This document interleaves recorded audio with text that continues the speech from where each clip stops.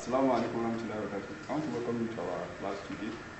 The first thing we want to do is the revision of the second term.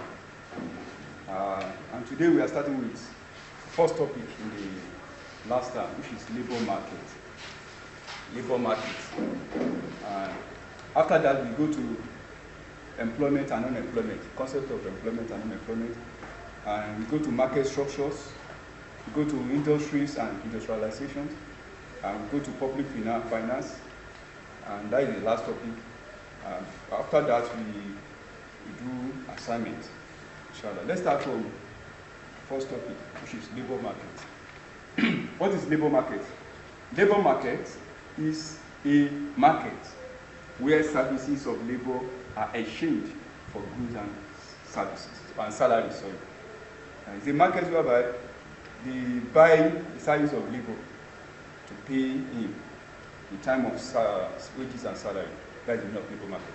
As we have market for commodity, like ewa, gari, we also have market for labor that work in industries or in any business organizations. What the money for their service is called wages and salary. That's why in our Ss2 way, I told you that the reward for labor is wages and salaries. That's right. Now, this market is driven by forces of demand and supply of labor. That is, what we mean by that is that what determines the money that will be given to labor in terms of salaries or wages is the supply of that labor in that market and demand for labor. If there are too much labor in the market, the money that they will be receiving will be, and there's a shorter, low demand for the labor and too much supply of labor.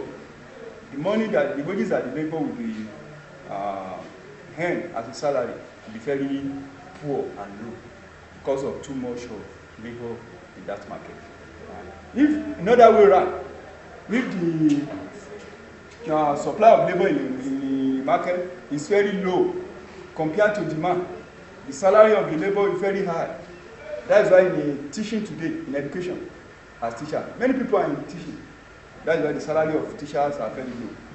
But in medical, in medical practitioner, now in medical practitioner, there is very low supply of labor in that field, in that market. That's why their salary is very high. Now, let's go to, it can either be nominal or real wages. What is the meaning of nominal wages? Nominal wages is money you collect at the end of the month. The actual amount that you are supposed to be paid at the end of the month, that is the nominal money, nominal wages. While real wage is what your money can buy in the market. We call it purchasing power of wages. This amount is the quantity of goods and services your salary can buy in the market is what we call real wage. And that one is what determines the standard of living of labor. Now, let's go to trade unions. The trade unions are organized labor unions that fight and bargain for their wages and condition of services of laborers. They fight, they bargain for the condition, the salaries and condition of service of labor. And we have different types of labor union in Nigeria. We have NLC, that is Nigerian Labour Congress. They are a type of labor union. And NBA, Nigeria Bar Association. Now another one, NUJ, Nigeria Union of Journalists. And we have many of them. You can count and count. Those are the types of examples of labor union in Nigeria. And we know that they are the ones that bargain with the government to improve the salary. You can see that recently they bargain with the federal government that they should increase the minimum wage in Nigeria. That's why the federal government has increased the minimum wage to 30,000 naira. Now let's move on. Let's go to employment and unemployment. Employment and unemployment. What is employment? Employment, let me quickly put it on the board. Employment.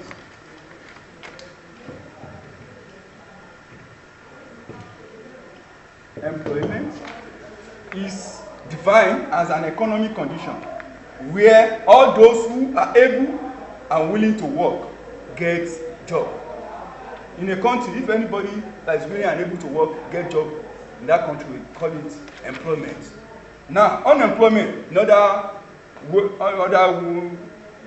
word is defined as when those who are able and willing to work do not get job. If in a situation whereby people in a country, those who are willing and able to work, they have knowledge, they have finished from higher institutions, and they have the expertise to work, but they don't have job to do. That situation, we call it unemployment. Now, we have types of unemployment. We have structural unemployment, we have seasonal unemployment, we have voluntary unemployment, we have frictional unemployment, we have casual unemployment, we have cyclical unemployment, we have disguised unemployment, we have residual unemployment, and we have open unemployment. The meaning of all this unemployment, you get it in your notes because of time. Now, rate of unemployment. Rate of unemployment is the percentage of unemployment to the labor force in the country. That is, maybe Nigeria have 20 million labor force. And those people in the country that does not have job, they are maybe 1 million. The rate of unemployment there can say it is 1% to the labor force in the country. And that is the meaning of rate of unemployment. Calculate it. Our formula for rate of unemployment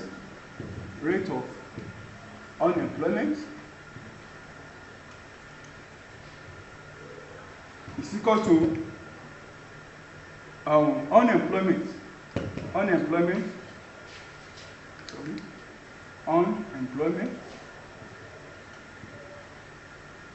over labor force times 100. That's what we use to calculate our rate of unemployment in a country. You look at the number, for example now, Nigeria is 200 million. And those who are not working in Nigeria, maybe, let's say, 90 million. You say times 100. 0 can do 0, 0 can do 0. These two in 90, that is 45. That is, rate of unemployment is what? Is 45%. It's 45% in Nigeria. Assume I not say rate of unemployment in Nigeria is 45, but we assume this number. That is that. Let's go to market structure. Those are the next topic. Market structure.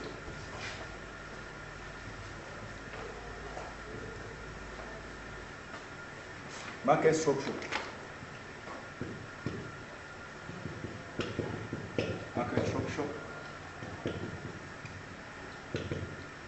When you talk of market structure is how our markets look like in the process of buying and selling. That is not market structure. You know the structure of a house. You have some house that have 2-story building, you have a floor. And that is the meaning of market structure. Before we go to that, let's look at what is market. A market is an avenue where consumer and seller get in close contact for the purpose of buying and selling of goods. That is market. But today, in the modern world, market is not restricted to go to market alone. You can buy something on your laptop, on your phone today, and they will deliver it to you. All those types of avenues that we meet together to buy and sell, also call them market, according to economics. Now, market could be classified according to commodities, classification of market. We have market that classified according to commodity. We have one that classified according to channel of distribution.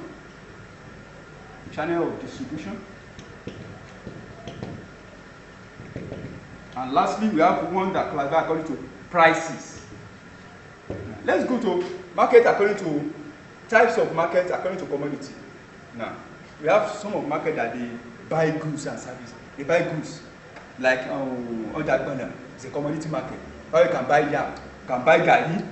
Those markets, we call them commodity markets. Also, another commodity market is also labor market. It's a commodity market. We have some of them like that. Capital market is a commodity market. Money market is a commodity market. Now, channel of a type of market according to channel of distribution, just like wholesales and retailers businesses. They are also types of market. those who buy from the manufacturer that sell it to retailers. And the retailer will sell it direct to consumer. That is final consumer. Those are the types of markets we have according to channel of distribution. And last one, we have types of market according to prices. When you talk about according to prices, we have two major markets that price determine them.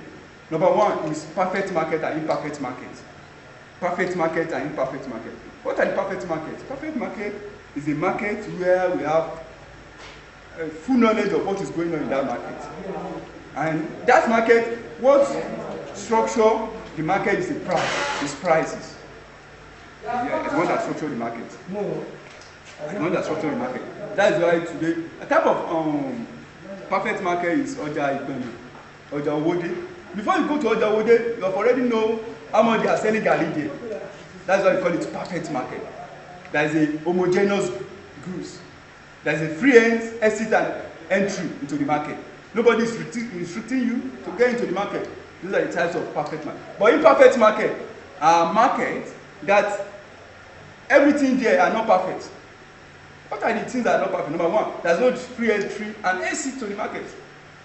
Another thing that is not perfect, that you don't know the price of good in that market. It's the only price they tell you that they are saying that you know. But the actual price, you don't know it. Those are the types of imperfect market. I mean, that's the imperfect market. What are the types of imperfect? Monopoly is part of them. Monopoly, oligopoly, duopoly, and so on and so on. Those are the types of imperfect market that we have. Now, before let's quickly go to monopoly. What is the meaning of monopolistic market? Monopolistic market, monopolistic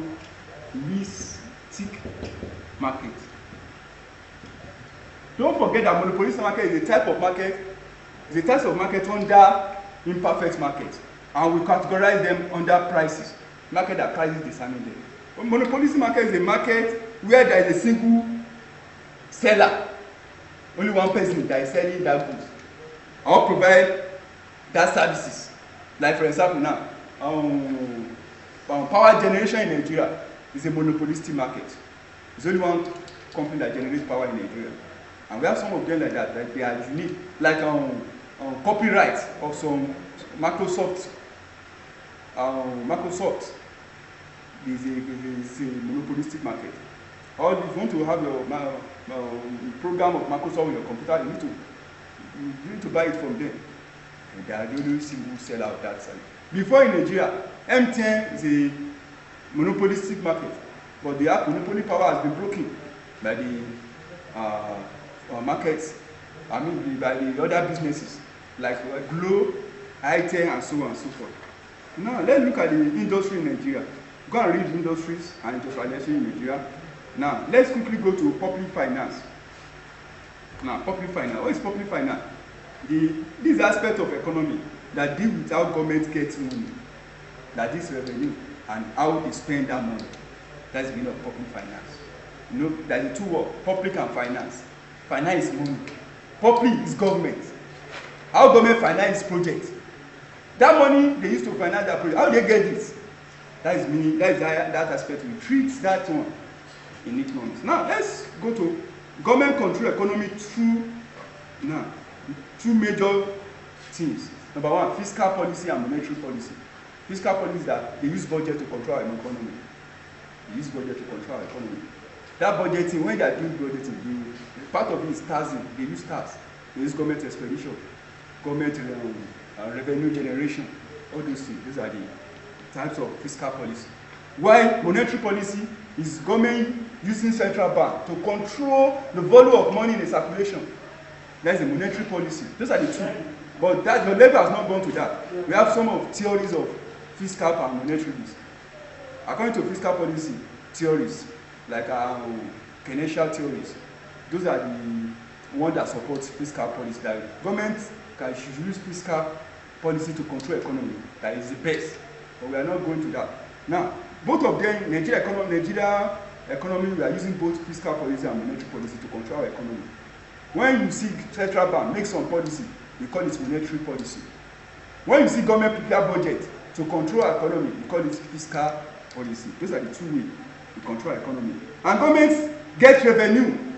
Government revenue, I tell you that about it is part of fiscal policy, public finance of the government. Government revenue, it comes from the following things I want to mention. Number one, tax. Recently, government increased our tax from 5% to 7.5%. From 5% to 7.5%, our tax has been increased.